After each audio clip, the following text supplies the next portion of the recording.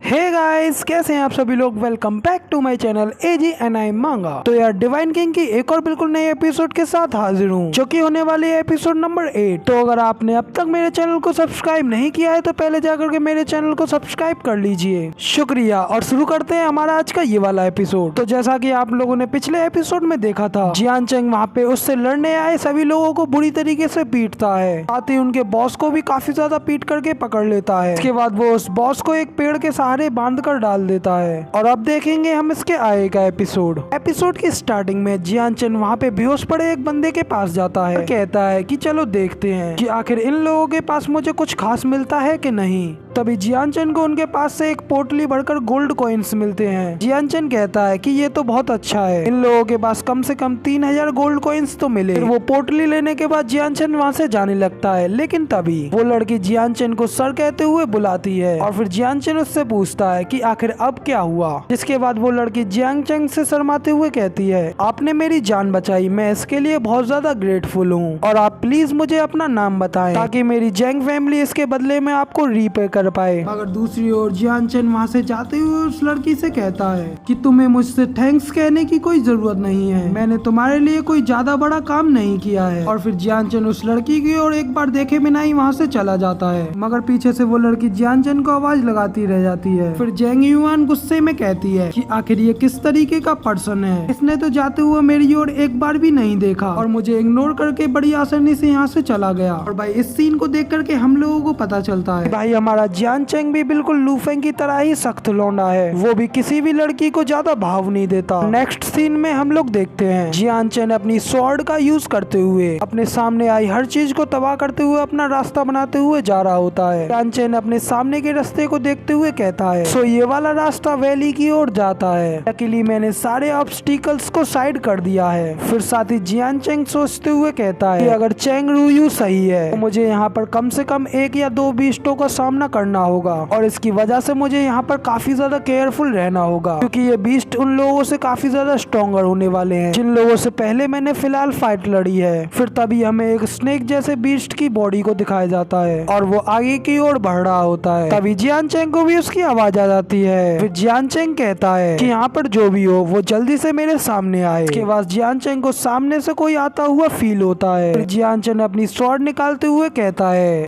कि मैंने तुम्हें पहचान लिया है, तुम एक मॉन्स्टर हो, अब जल्दी से मेरे सामने आओ। तभी दिखाते हैं सामने की ओर से एक बड़ा सा मॉन्स्टर मुंह फाड़ते हुए बाहर निकलता है। फिर जियान चेन भी उसे देख करके काफी ज्यादा घबरा जाता है और जियान चेन घबराते हुए कहता है कि ओ नो, ये तो एक पर्पल ब्लड पाइथन है जो कि एक सेकंड टियर बीस्ट है। अगर वो पर्पल पाइथन जियान चेंग की ओर मुंह फाड़ करके काफी ज्यादा करीब आ जाता है। तभी जियान चेंग वहाँ से उसको डॉच करते हुए उसके ऊपर अपनी स्वॉर्ड मारते हुए अलग हट जाता है और कहता है कि बीस्ट, तुम क्या अभी भी सेटिस्फाई नहीं हुए हो। जिसके बाद जियान चेंग ऊपर से ही अपने थंडर स्लैश अटैक को यूज करता है। वो अटैक सीधा पर्पल पाइथन के ऊपर सर पे लगता है और उस शॉक अटैक की वजह से वो पाइथन दर्द में काफी तेजी से चिल्लाने लगता है, जिसकी वजह से उसके मुंह से पिंक कलर की वेव्स बाहर निकलती हैं, जो कि सीधा जियान चेंग को जाकर के हिट करती हैं और उससे जियान चेंग भी काफी घायल हो जाता है, साथ ही अपने मुंह से खून खांसता है। और फिर जियान चेंग कहता है कि सच में इसकी शॉक वेव्स कितनी ज्यादा स्ट्रॉन्गर थी, लकीली मैं अपनी कल्टीवेशन को डिफाइन करते हुए इसके अगेंस्ट खड़ा हो पाया, वरना आज तो मैं इसकी वेव से यहाँ पर मर जाता। लेकिन तभी जियान चेंग सामने की ओर देखता है, वो पर्पल पाइथन जल्दी से वहाँ से भागने लगता है। तभी जियान चेन भी उसके पीछे भागता है और कहता है कि तुम बीस्ट, मैं भी देखता हूँ कि तुम आखिर मुझसे बच करके कहाँ तक भागते हो। तभी जियान चेन अपने थंडर स्लैश से अटैक करता है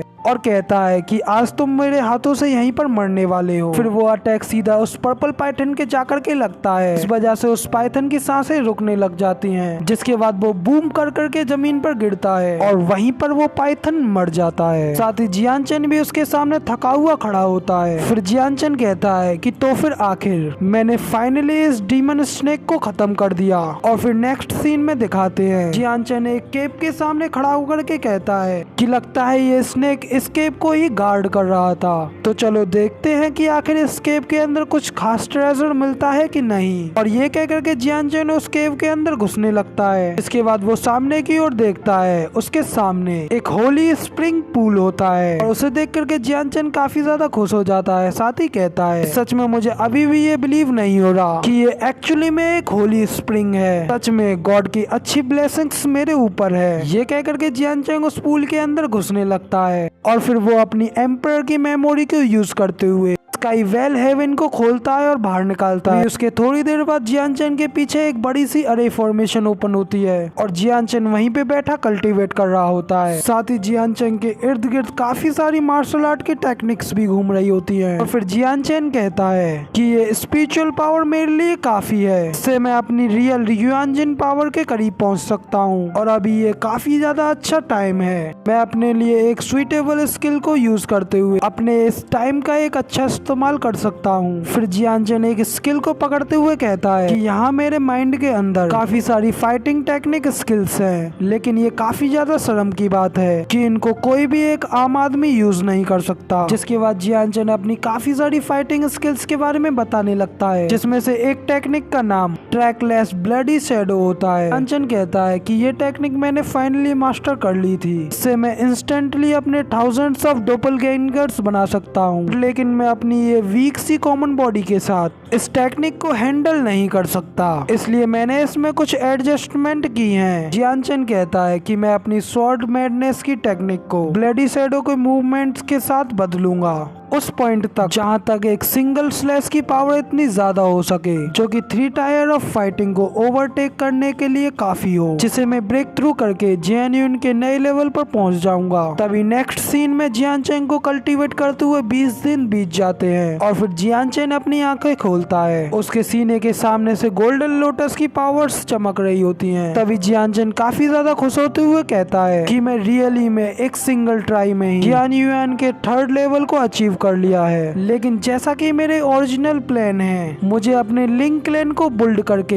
एक मोनेस्टी में तब्दील करना है, क्योंकि ये शर्म की बात है कि अभी तक मेरे क्लैन को डरा करके खत्म किया जा रहा है। मगर तभी जियान चैन के इतना कहते ही जियान चैन को वहाँ पे किसी के आने की आवाज सुनाई देने लगती है और फिर जियान चैन सोचता है कि मैंने तो उस बीस्ट को पहले ही मार दिया है, तो क्या ऐसा हो सकता है कि यहाँ पर पहले से ही कोई आदमी आ चुका है। जियान चैन कहता है कि ये प्लेस जियांग फैमिली के लिए ये सिर्फ एक आखिरी होप है। अब नो मैटर यहाँ पर कोई भी आता है, मैं उसे यहाँ पर बिल्कुल भी जिंदा नहीं छोड़ने वाला। तभी जियान चैन को एक आवाज आती है। जियान चैन कहता है कि जैंग फैमिली, क्या उस लड़की की फैमिली से यहाँ पर कोई और भी हो सकता है। तभी उस केव के बाहर का सीन दिखाते हैं। उस केव के बाहर कई सारे बंदे दिखाए जाते हैं और उनमें से एक उनका लीडर कहता है कि अंदर जो भी है, ये प्लेस जैंग फैमिली के एंसेस्टर लैंड है, जिन्हें कि हम लोग जानते हैं। तो अंदर जो भी है वो जल्दी से बाहर आ जाए, और अगर तुम ऐसा नहीं करते हो तो हम डेफिनेटली तुम्हारे ऊपर इजी नहीं आएंगे। जिसके बाद तभी जियान चैन भी बाहर निकलता है और कहता है कि इतना शोर कौन मचा रहा है। फिर जियान चैन कहता है कि मैं इस बात के लिए काफी ज्यादा क्यूरियस हूँ और मैं देखना चाहता हूँ कि तुम आखिर मेरे ऊपर आसान क्यों नहीं रहोगे। फिर साथ ही जियान चैन के इतना कहते ही हमारा ये वाला एपिसोड यहाँ पर कंप्लीट हो जाता है। अब अगर आप लोगों को हमारा ये वाला एपिसोड पसंद आया हो तो यार एक लाइक कर देना,